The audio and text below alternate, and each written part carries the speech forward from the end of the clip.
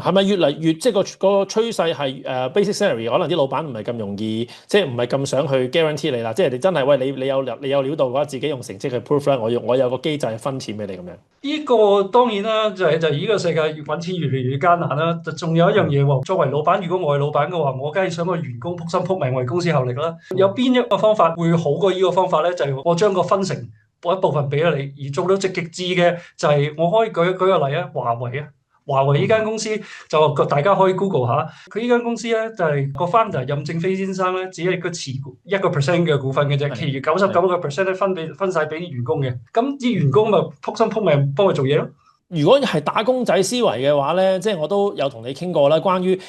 其實啲年輕人做一份工又好，或者佢自己創業都好咧，其實都不能夠去忽略一個重點啊，就係到底而家嗰啲天使基金咧點樣睇一個項目，即係點樣睇一個年輕人嘅工作。過往嚟講，一般嘅打工仔，我哋真係走入個職場入邊收一份人工2萬蚊、3萬蚊就做老闆要求我哋做嘅嘢。但嚟緊你嘅觀點係覺得我哋唔能夠即係忽視呢一個可能性，即係話我哋做個嘢其實我哋係要滿足到一啲 VC 入邊佢哋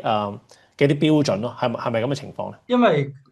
一間公司如果你想借助打工嚟致富嘅咧，你可以係揀選